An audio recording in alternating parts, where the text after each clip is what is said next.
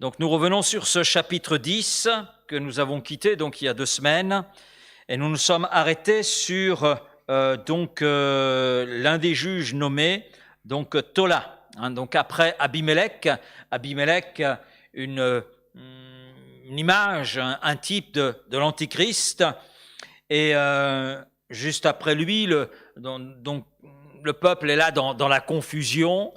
Et il y a un premier juge qui apparaît, Tola, fils de Poua, fils de Dodo, homme d'Isaacar, qui se leva pour délivrer Israël. Il habitait à Shamir, dans la montagne d'Éphraïm. Il fut juge en Israël pendant 23 ans, puis il mourut et il fut enterré à Shamir. Donc, nous avons vu ce personnage, mais il y en a un deuxième qui est cité, et on va s'arrêter sur ce deuxième, après lui, c'est-à-dire après Tola. Donc se leva Jaïr, le Galatite, qui fut juge en Israël pendant 22 ans. Il avait 30 fils qui montaient sur 30 ânons et qui possédaient 30 villes, appelées encore aujourd'hui bourg de Jaïr, et situées dans le pays de Galad. Et Jaïr mourut et fut enterré à Kamon. Nous avons dit concernant Tola que Tola était à la fois un type de Christ et aussi un type de ce qu'est un chrétien tel que Dieu le voit, tel que Dieu nous l'enseigne. Je crois qu'on peut dire la même chose concernant Jaïr. Jaïr est un type de Christ, mais aussi du chrétien. Jaïr veut dire il éclaire, il illumine. Et c'est une belle description d'ailleurs du ministère de Christ lui-même. Jésus-Christ est la lumière du monde. Vous avez la référence sous les yeux dans Luc chapitre 2, verset 32, mais on voit cela aussi dans l'évangile de Jean, chapitre 1er, verset 9. Et puis le prophète Ésaïe a écrit cette prophétie sur Jésus 800 ans avant même que Jésus n'arrive. Il dira, le peuple qui marchait dans les ténèbres voit une grande lumière. Sur ceux qui habitaient le pays de l'ombre de la mort, une lumière resplendit. Et nous retrouvons justement dans Matthieu 4, verset 16, nous retrouvons ces paroles d'Ésaïe. Matthieu 4 nous parle de la tentation de Jésus et Jésus utilise ce texte d'Ésaïe 9. Et au sujet du prophète Jean-Baptiste, nous lisons ces paroles dans l'évangile selon Jean. Il y eut un homme envoyé de Dieu, son nom était Jean. Il vint pour servir de témoin, pour rendre témoignage à la lumière, afin que tous crussent par lui. Il n'était pas à la lumière, mais il parut pour rendre témoignage à la lumière. Et le verset suivant nous éclaire sur l'identité de la lumière. La lumière, la véritable lumière qui en venant dans le monde éclaire tous les hommes. Et nous savons que cette véritable lumière, c'est Christ. C'est Christ. Donc l'apôtre Jean, l'évangéliste Jean, nous parle de la lumière qui est venue dans le monde, qui éclaire tout homme, et cette lumière, c'est Christ. Et c'est vrai que celui qui suit Christ ne marche plus dans les ténèbres, mais il marche dans la lumière. Jean 8, verset 12. Et la lumière de Christ nous a éclairés concernant la réalité du péché, de ce que nous étions. Et cette lumière a non seulement conduit notre cœur, conduit notre âme, notre esprit à réaliser notre état de péché, mais à découvrir que nous avions une issue à travers le sacrifice même de Jésus. Et que nous avions donc le pardon de nos péchés. En Christ, nous sommes, à partir de là, à partir de cet éclairage venant de Christ, eh bien, nous sommes devenus de nouvelles créatures et nous ne marchons plus dans les ténèbres, mais nous marchons dans la lumière. Et encore plus, étant éclairés par Christ, vivant dans la lumière de Christ, nous sommes porteurs de cette lumière. Ce n'est plus moi qui vis, c'est Christ qui vit en moi, dit l'apôtre Paul. Donc, en disant cela, il parle de la lumière Christ. Ça veut dire qu'il est porteur de cette lumière. Christ en lui, donc porteur de cette lumière divine. Et ça rejoint ce que Jésus a pu dire un peu de temps auparavant, vous êtes la lumière du monde. Et nous sommes la lumière du monde. Nous sommes dans ce monde pour l'éclairer. Nous sommes dans ce monde pour refléter la lumière de Christ, afin que ceux qui nous entourent découvrent Christ, s'interrogent sur Christ. Pour éclairer, bien sûr, il est nécessaire de marcher dans la lumière. Ça semble évident. la lumière de Christ, et donc dans une communion vivante et dans une communion persévérante avec Christ. Et donc vivre aussi sous le contrôle du Saint-Esprit. Christ est la vérité, Christ est la lumière, mais le Saint-Esprit nous permet de demeurer dans la vérité, de demeurer, j'allais dire, dans la lumière, et donc, à partir de notre vie, refléter Christ. Et puis nous éclairons par ce que les gens autour de nous voient de nous. Nos attitudes, nos relations, nos comportements dans des situations très diverses. Et il est bon de se poser la question, qu'est-ce que les gens autour de moi voient de moi? Vous êtes posé la question? Que voient mes voisins? Que voient mes collègues de travail? C'est bon de se poser la question, que voit-il de moi? Qu'est-ce qui émane de moi? Qu'est-ce qui émane de mon attitude? Qu'est-ce qui émane de ce que je suis, de la vie que je mène avec Christ? C'est bon de s'interroger sur cela. Et nous éclairons par ce que les gens aussi entendent de nous. Nous éclairons par nos paroles. C'est vrai que par nos paroles, on peut éclairer comme on peut éteindre. Provoquer du sombre, froisser. Ce qui sort de notre bouche est le fruit de ce que notre cœur contient. Jésus le dit, c'est de l'abondance du cœur que la bouche parle. Et si Christ est l'abondance dans notre cœur, il est évident que nos paroles en seront le reflet. Et notre manière de parler en dira forcément long sur celui qui remplit notre cœur, ou celui qui le remplit à moitié ou pas du tout.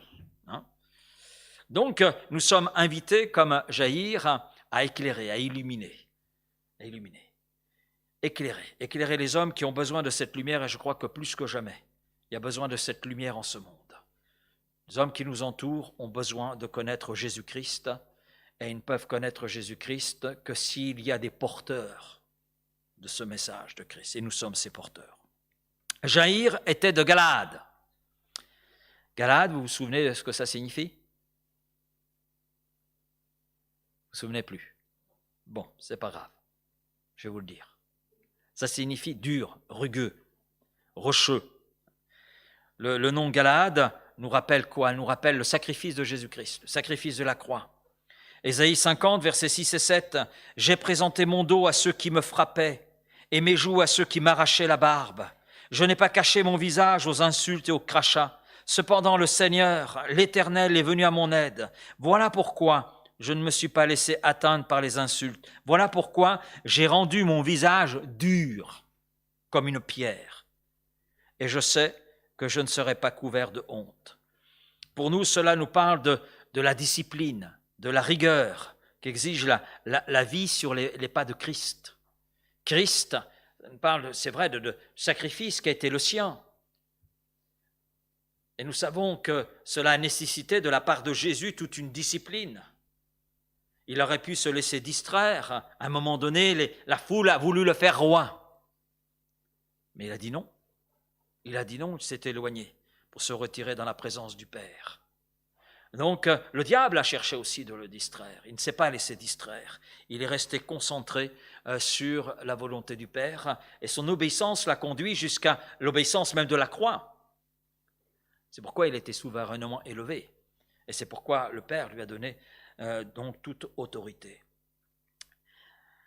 Et cela nous parle à nous aussi, puisque le Seigneur nous dit de nous charger chaque jour de notre croix. Matthieu chapitre 16, verset 24. Alors Jésus dit à ses disciples, donc il nous dit à nous ce soir, « Si quelqu'un veut venir après moi, qu'il renonce à lui-même, qu'il se charge chaque jour de sa croix et qu'il me suive. » Se charger de sa croix, c'est mettre Jésus en priorité dans notre vie. C'est lui qui doit avoir la priorité. Et il est en droit de l'avoir en raison de qui il est et en raison de ce qu'il a fait. Il est en droit de revendiquer la première place dans nos vies. Alors bien sûr, cela impose que bien que tout soit permis, que bien sûr tout n'est pas utile et tout n'édifie pas. Donc ça veut dire faire des choix. Et ça veut dire qu'il y a des choses qui sont à délaisser, comme des habitudes, des relations, des façons de parler.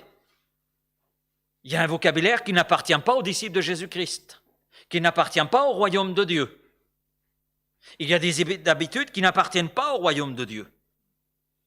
Donc des choses à délaisser, des choses à abandonner. Cela veut dire que de nouvelles habitudes sont à adopter, comme par exemple la lecture régulière de la Bible, la prière, la participation à la vie de l'Église. Quelquefois, on perd de vue d'ailleurs que l'Église, c'est Christ qui l'a bâtie.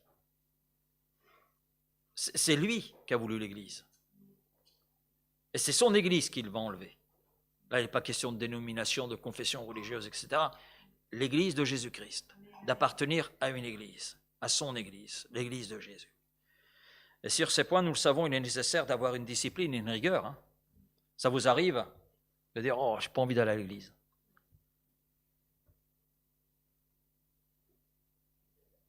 Oui. Allez, nous sommes tous pareils. Hein. Moi aussi, ça m'arrive. Pas souvent. Mais ça m'est arrivé.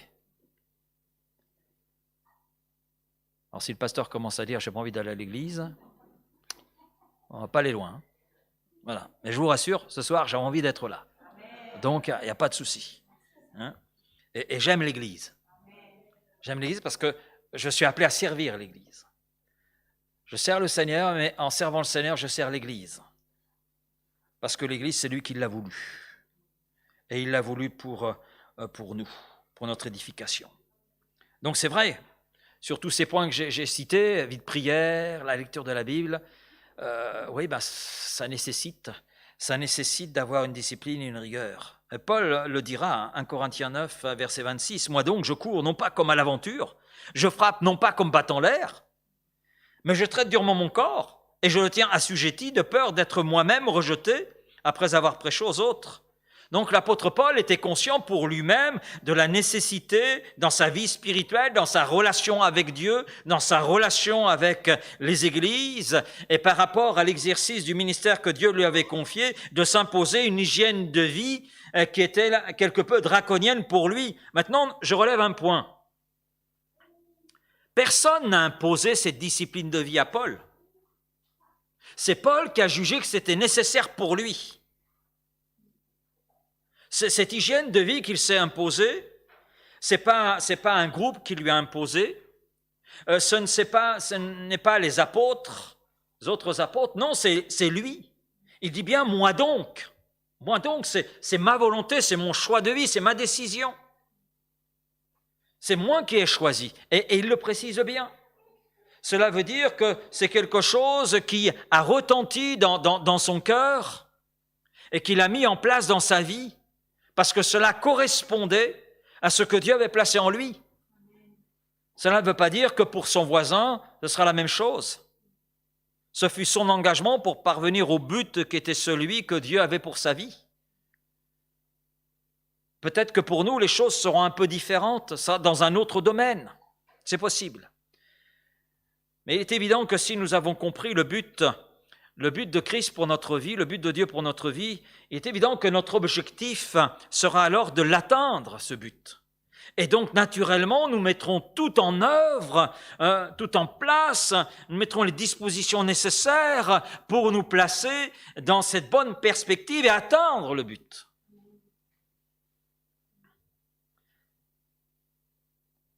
Et je pense que c'est ce que vous faites déjà. Le pays de Galade est un pays montagneux. On considère un petit peu la géographie biblique. Il y a des plaines qui sont d'ailleurs en dessous du niveau de la mer. Et puis il y a certaines rudesses, parce que c'est des plaines qui ne sont pas toujours arrosées. Parce qu'il y a, c'est vrai, des zones fertiles, Jérémie 22, verset 6, mais il y a aussi de riches pâturages, mais il y a aussi des zones qui sont très rudes sur ce même territoire de Galade. On trouve ce contraste à la fois des zones fertiles, riches en pâturage, et puis des zones où il y a une rudesse, chose de difficile. Quand on regarde, notre vie chrétienne, quelque part, ressemble au pays de Galade. Il y a dans la vie chrétienne, une certaine rudesse qui est là. Lorsqu'elle est vue de l'extérieur et même de l'intérieur, surtout quand on n'a pas bien saisi ce que signifie être en Christ, on peut considérer que la vie chrétienne, c'est chose de dur. Oh là là, vous êtes obligé d'aller à l'église tous les dimanches. Oh, vous ne pouvez pas jouir de la vie comme cela. Les gens ont le sentiment qu'il y a une rudesse qui est là. Or, certains chrétiens, et là c'est dommage, le ressentent ainsi. Pour ça, je dis de l'extérieur, mais il y a aussi à l'intérieur, quelquefois. Et vous avez des gens qui sont là aussi avec des clichés. Même les prédicateurs. Et il y a un cliché, ça revient souvent, et peut-être trop souvent à mes yeux. Venez à Jésus et tout ira bien. Vous connaîtrez la richesse et le bonheur.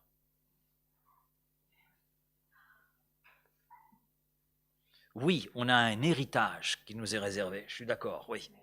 Venez à Jésus et tout ira bien.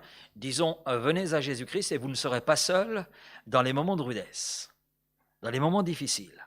Voilà. Je préfère ça. Et vous ? Oui, ce n'est pas tout à fait aussi simple que cela.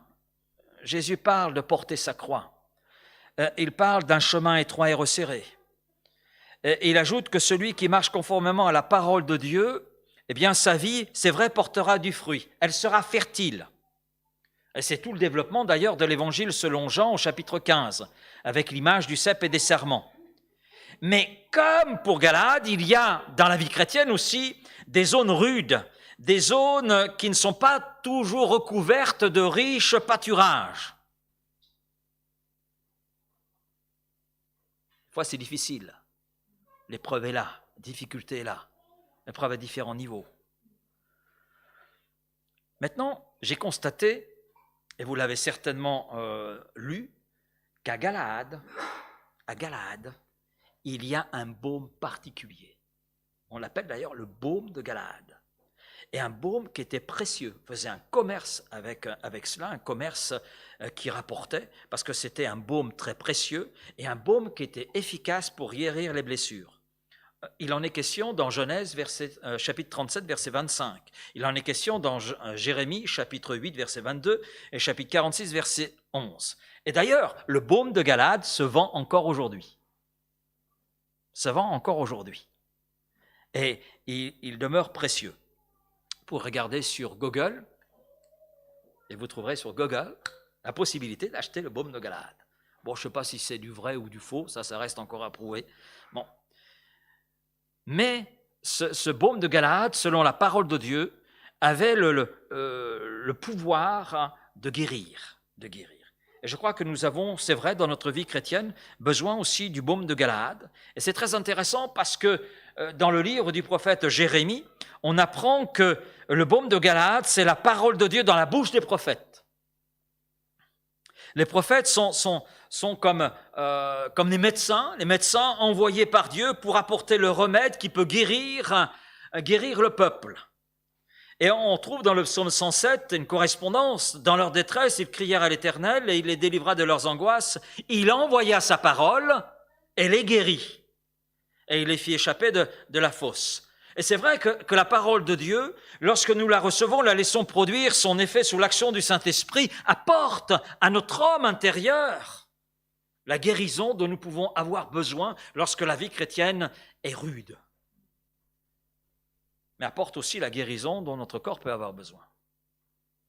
Nous trouvons dans la parole de Dieu ce baume précieux, ce baume qui est capable de nous atteindre là où l'homme ne peut pas nous atteindre et de porter cette guérison qui vient d'en haut. Mais cela veut également dire que notre vie vécue sous la discipline de la parole de Dieu et sous l'autorité du Saint-Esprit est une vie qui sera aussi comme un baume. Il y a aussi dans ce sens-là.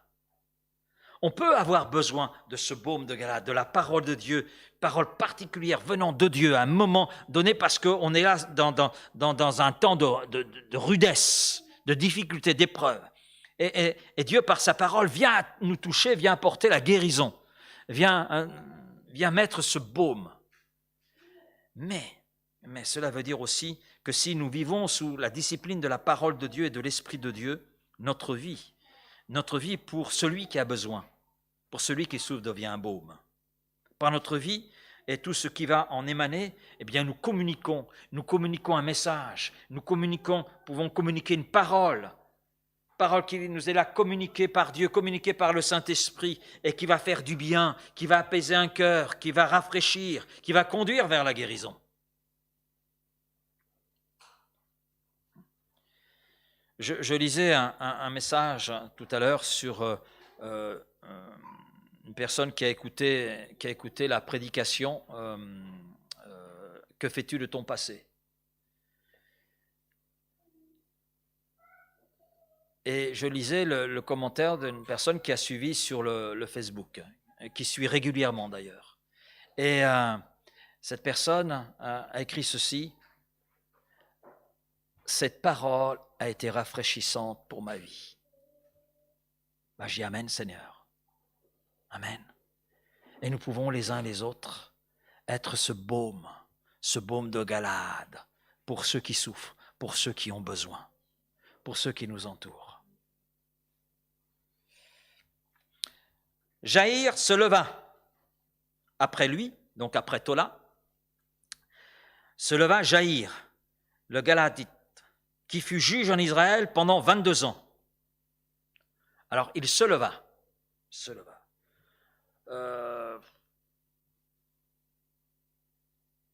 Vous êtes avec une question comme moi, il se leva, pourquoi faire? Non?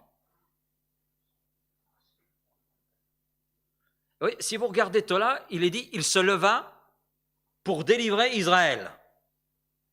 Donc là, c'est clair. Mais pour Jaïr, le texte est plutôt discret. Déjà, pour Tola, on n'en savait pas beaucoup. Il se délivra pour délivrer Israël.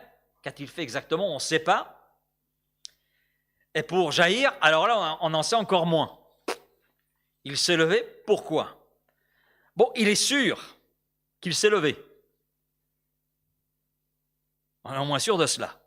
Il s'est levé, donc ça veut dire qu'il s'est mis en mouvement. Il s'est mis en mouvement pour faire quelque chose en faveur de son peuple, puisqu'il est arrivé à la suite de Tola. Donc il est possible qu'il se soit levé pour prendre la suite, pour continuer ce que Tola avait commencé.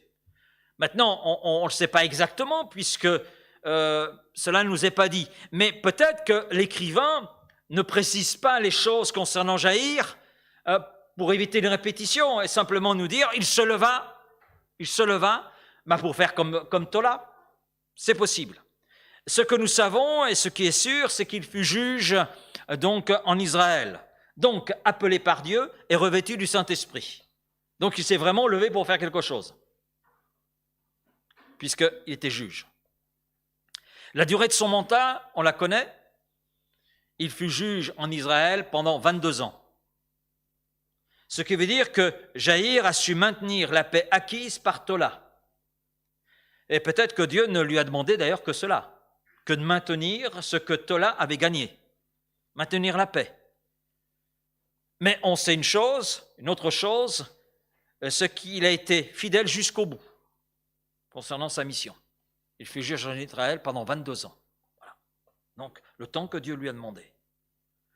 Pour nos deux juges, Tola et Jaïr, il y a la même remarque, il se leva. C'est-à-dire qu'ils se sont rendus disponibles entre les mains de Dieu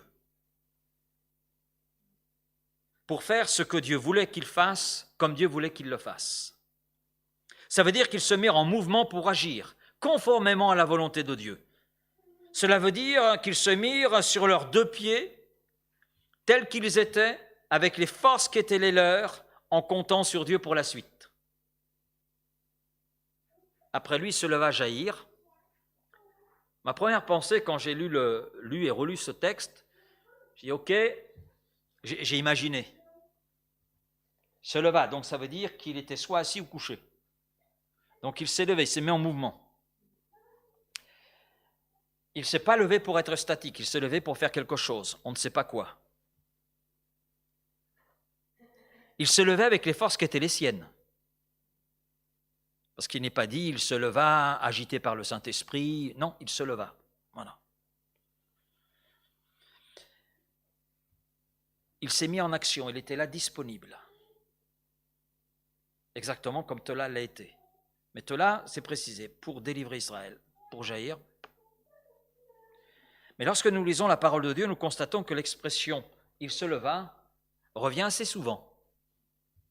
Bartimée, le fils de Timée, Bartimée, se leva pour être guéri. Marc 10, verset 50. L'aveugle jeta son manteau et se levant d'un bond vint vers Jésus. Et d'ailleurs, il n'est pas le seul à s'être levé pour la guérison. D'autres firent comme Bartimée et vécurent la guérison dans leur corps. Alors cela me conduit à dire, tu veux être guéri? Lève-toi. Lève-toi.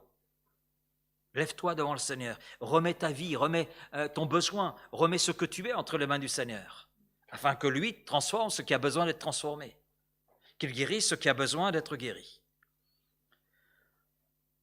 Le fils prodigue se leva pour revenir dans la maison du Père, maison de laquelle il s'était éloigné. Luc 15, verset 20, il se leva et alla vers son Père. Il se leva en signe de repentance, en signe d'humilité. Il revient dans une maison qu'il connaissait bien, mais qu'il avait abandonnée, la maison de son Père, où il fut reçu d'ailleurs les bras ouverts et reçu pour être restauré. S'il ne s'était pas levé, moi je suis allé jusque-là, ma réflexion est allée jusque-là. Et imaginons un instant que ce fils cadet ne se soit pas levé. Que lui serait-il arrivé? Il aurait continué de sentir mauvais. Mais à rester avec les porcs, il aurait senti de plus en plus mauvais. Il serait resté avec les pourceaux, donc dans une vie misérable.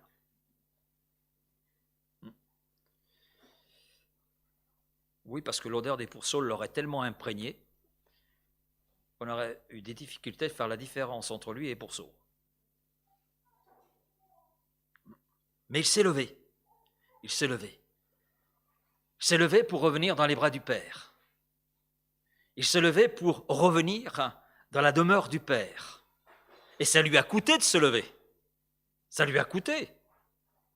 Mais il s'est levé. Et ça coûte toujours de revenir à Christ. Ça coûte toujours de revenir dans la maison de Dieu. Ça coûte, mais ça vaut la peine. Parce que nous voyons cet homme qui a été reçu par Dieu les bras ouverts, par son Père les bras ouverts, image de Dieu qui nous reçoit les bras ouverts, quel que soit le passé qui était le nôtre.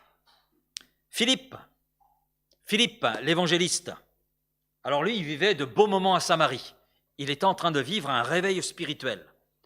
Et il se leva, sur la demande de Dieu, il se leva pour aller sur un chemin. Et il est précisé, celui qui est désert. Ce chemin désert entre Jérusalem et Gaza, donc pas très souvent emprunté, se leva pour aller à la rencontre d'un seul homme. Acte 8, verset 27, il se leva et partit. Et voici un Éthiopien, un eunuque, ministre de Candace, reine d'Éthiopie, et surintendant de tous ses trésors, venu à Jérusalem pour adorer, s'en retournait assis sur son char, et il lisait le prophète Ésaïe. Là, il s'agit de se lever pour se mettre en action pour une seule âme, se lever pour rendre témoignage à une personne. Wow, vous imaginez, Philippe, il est là dans une église avec des centaines de personnes, il y a un super groupe de louanges. Hein? Wow! Il y a tout ce qu'il faut. Il est là chantant qu'on est bien dans la présence de Dieu. Un jour dans tes parvis vaut mieux que 1000 ailleurs. Le Seigneur lui dit, Philippe, tu vas te lever. Tu vas sur le chemin. Oui, mais c'est pas sortir dehors. C'est aller sur le chemin, celui qui est désert. Vous imaginez le contraste? Moi, j'ai imaginé le contraste. Il est là avec des réunions animées, il y a des âmes qui se convertissent, il y a des guérisons, il y a des choses extraordinaires. Et le Seigneur lui dit, lève-toi. Et mince, il était déjà debout. Lève-toi, mets-toi en mouvement pour aller là où je te montrerai, pour aller ailleurs, sur le chemin qui est désert. Et tout cela pour une seule âme. Pour une seule âme.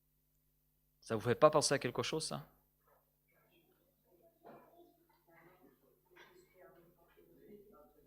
L'entrée de Jésus à Jérusalem sur un ânon.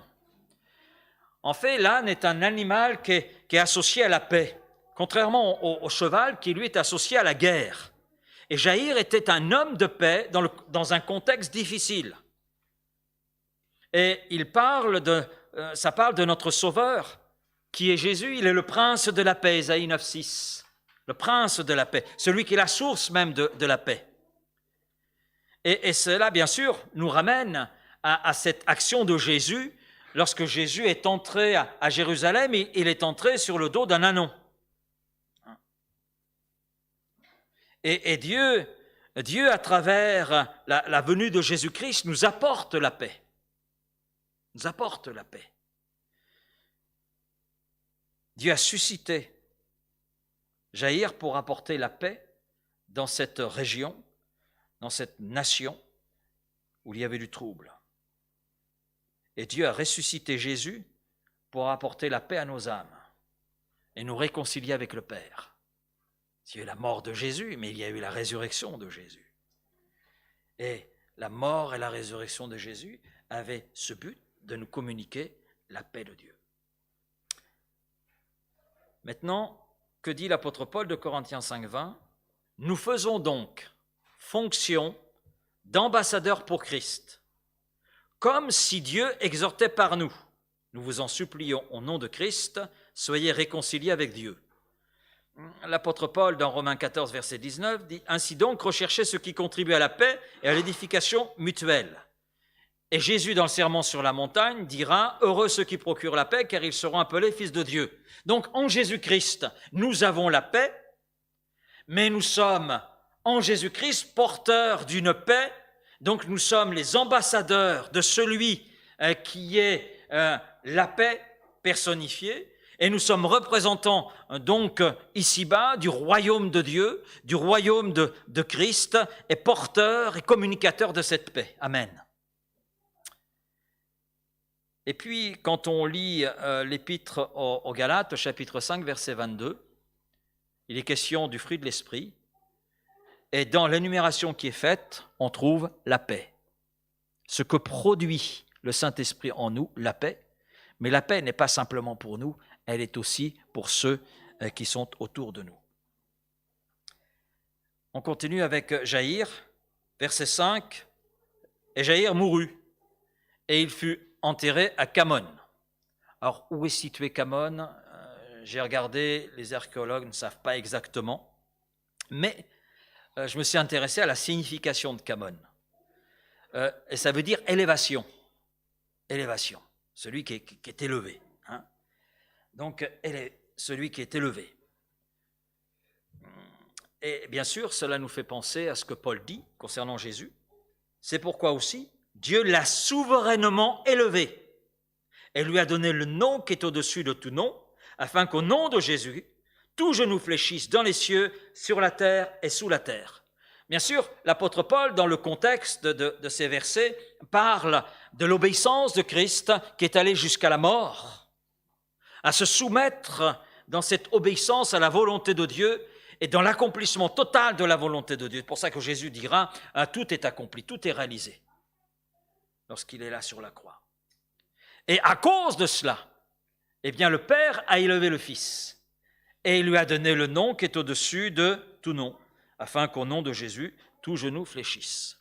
Donc, en raison de son obéissance qui est allée jusqu'à la croix, le Père a élevé le Fils. Et c'est très intéressant parce que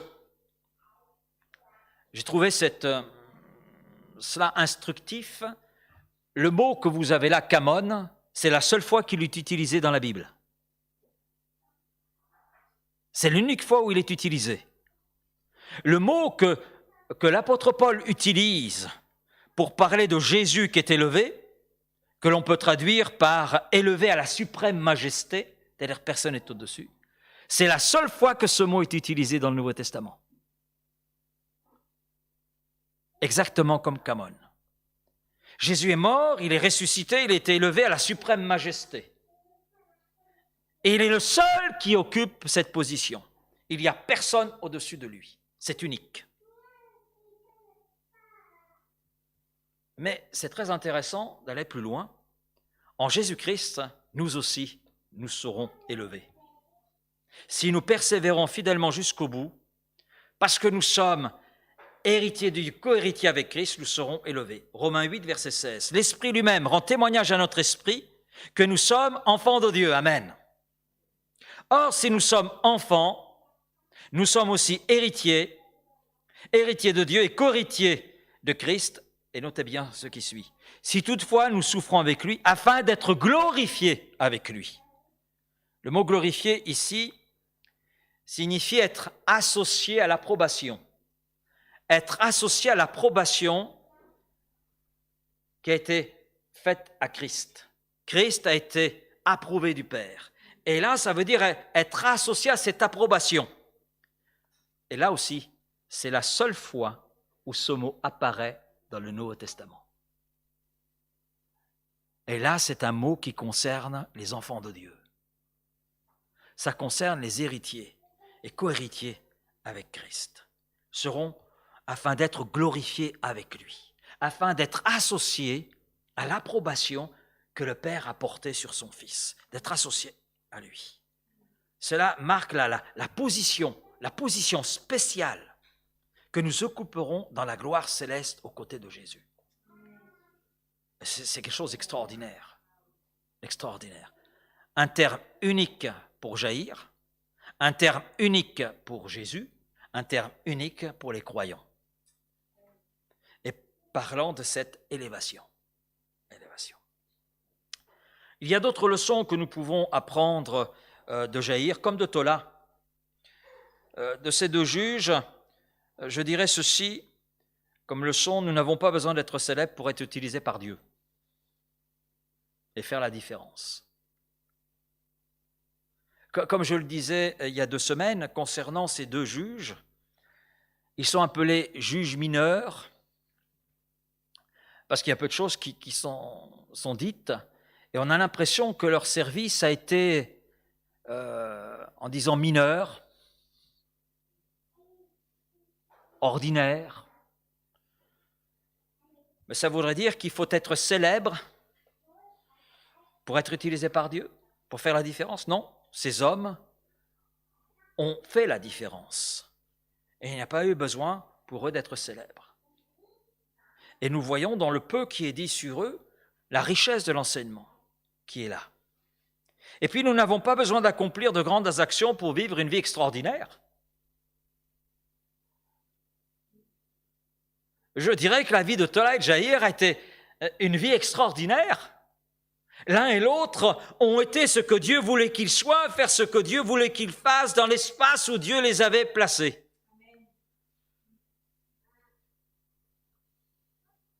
Ils ont eu une vie extraordinaire. Ils ont accompli pleinement le plan de Dieu, le plan que Dieu avait pour leur vie. Et puis, je dirais que Dieu peut nous aider à tirer le meilleur parti d'une mauvaise situation. Parce que quand on regarde le contexte dans lequel Tola et Jaïr ont vécu, c'était plutôt confus. Oui, après Abimelech, c'était vraiment confus, c'est un désordre. Mais Dieu a aidé ces deux hommes à tirer le meilleur parti d'une mauvaise situation, puisqu'ils ont été des instruments de Dieu là où Dieu les avait placés. Ils ont été juges, les deux, pendant 22, donc ça fait 45 ans. Tola et Jaïr, c'est vrai, ont vécu et sont morts dans l'obscurité.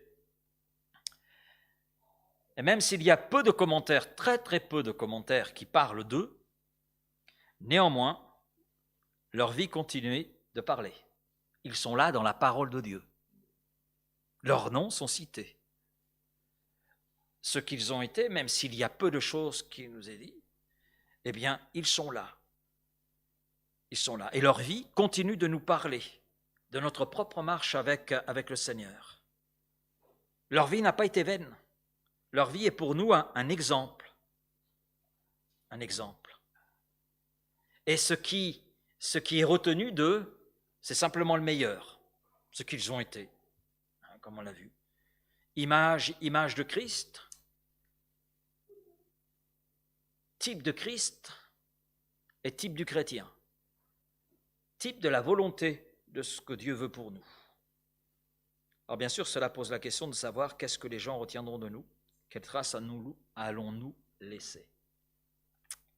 Et puis Tola et Jaïr, ça c'est une autre leçon que je retiens, ont gardé le cap jusqu'au bout. Et ils n'ont fait que montrer le chemin à suivre. Celui qui persévérera jusqu'à la fin, celui-là sera sauvé. Ce qui veut dire qu'ils sont allés jusqu'au bout. Et nous pouvons nous aussi aller jusqu'au bout. Amen. Avec l'aide du Seigneur, par sa grâce, nous pouvons aller jusqu'au bout. S'ils y sont parvenus, nous aussi, nous pouvons y parvenir. Un jour, nous arriverons au terme de notre voyage terrestre. Et ce jour-là, c'est un jour qui viendra. Il est réservé aux hommes de mourir une seule fois. Voilà. Donc, quand ce jour viendra, finalement, peu importe que nous ayons été célèbres ou pas, peu importe, parce que tout ce qui va compter, c'est quoi? Notre relation avec Christ, notre relation avec le Seigneur Jésus. Tout ce qui comptera, c'est notre amour pour lui, notre travail pour lui, avec lui, et la vie vécue pour lui. Et c'est ce qui est retenu concernant ces hommes, concernant Tola et Jaïr. Leur communion avec Dieu, ce qu'ils ont fait, ça semble peu de choses, même obscur, parce que tout n'est pas dit. Comme pour nous dire, mais l'essentiel ne se trouve pas là. L'essentiel est dans ce qu'ils ont été. Et l'essentiel se trouve non pas dans tout ce que nous pouvons faire, mais se trouve dans cette communion avec le Seigneur. Et c'est là que nous trouvons notre identité, c'est là que nous trouvons un sens à notre vie. C'est là que nous recevons tout ce qui est nécessaire pour notre présent comme pour notre demain. Ce sont là les leçons que nous laissent ces deux juges, ces 5 premiers versets. Alors bien sûr, le texte se poursuit avec ce même refrain. Verset 6, les enfants d'Israël firent encore ce qui déplaît à l'Éternel. Mais là, ils ont mis une dose supplémentaire. Mais ça, on ne va pas le voir ce soir, on le verra la semaine prochaine. Et puis, il y a un nouveau juge, Jephthé, qui apparaît sur la scène, avec de bonnes et de moins bonnes choses. Mais c'est un petit peu comme notre vie chrétienne, il y a de bonnes et de moins bonnes choses. Voilà, donc c'est des hommes à l'image de ce que nous sommes, à travers lesquels Dieu nous parle, Dieu nous instruit, Dieu nous avertit aussi, et puis Dieu veut nous conduire à aller de l'avant. Alors merci Seigneur. Mais merci pour les témoignages de Tola, merci pour le témoignage de Jaïr, ces 2 hommes discrets, demeurant obscurs pour nombre de commentateurs, mais que Dieu a su honorer, et c'est là l'essentiel. Merci Père pour ta parole ce soir, pour ce que nous avons pu voir ensemble, et je te prie que nous soyons, chacun pour notre part, des Tola et des Jaïr, que nous soyons ces hommes et femmes que tu veux que nous soyons, là où tu nous as placés, et à faire l'entièreté de ta volonté, même si ça peut nous sembler difficile parfois. Et c'est vrai, nous le reconnaissons, je reconnais pour ma part, il y a quelquefois c'est difficile, Seigneur, pas toujours évident, mais Seigneur, merci de ton esprit et merci Seigneur, des ressources que tu nous donnes, parce que devant ce que nous ne pouvons pas accomplir ou qui nous semble trop difficile, eh bien, c'est toi qui viens, Seigneur, nous donner toutes les forces nécessaires. Oui, alors merci Seigneur, c'est vraiment une grâce, c'est vraiment un honneur, Seigneur, un honneur de te servir, un honneur d'être associé à ton œuvre, Seigneur, comme Tola et Jaïr ont pu l'être, Seigneur, et merci pour le témoignage de ces hommes, Seigneur, qui ont été là fidèles jusqu'au bout, et nous aussi, nous voulons être fidèles jusqu'au bout. Oui, Seigneur. Merci, donc, merci dans ta grâce, merci de raccompagner chacun d'entre nous et de nous aider à être là persévérants, fidèles, Seigneur, et de réels combattants dans la foi. Amen. Amen.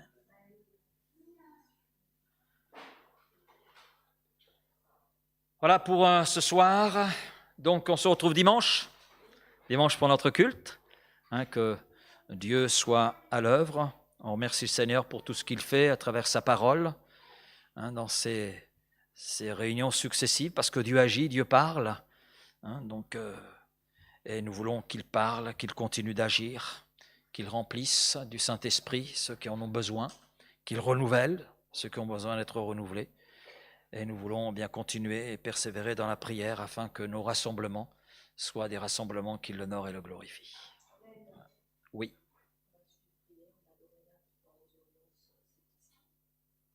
Donc c'est notre fille aînée, Lorena, qui...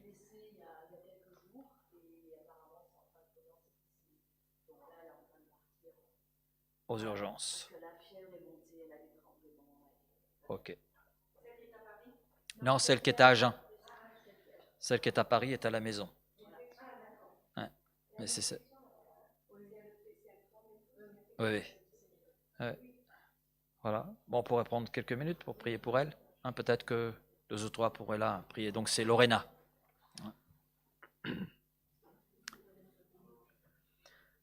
Seigneur, tu es grand et nous savons, Seigneur, que tu prends soin de tous ceux qui t'appartiennent. Et Seigneur, ce soir, eh bien, je veux te remettre notre fille Lorena. Et je crois, Père, que tu connais son besoin mieux que quiconque. Et Seigneur, tu sais où elle en est avec toi et sa confiance en toi. Alors Seigneur, nous croyons que tu bénis ceux qui placent leur confiance en toi et tu bénis, Seigneur, sa foi, Seigneur, et tu viens intervenir sur son corps, Seigneur. Nous prenons autorité sur cette infection, Seigneur, nous prenons autorité parce que tu nous donnes autorité, Père, de cela dans le nom de Jésus.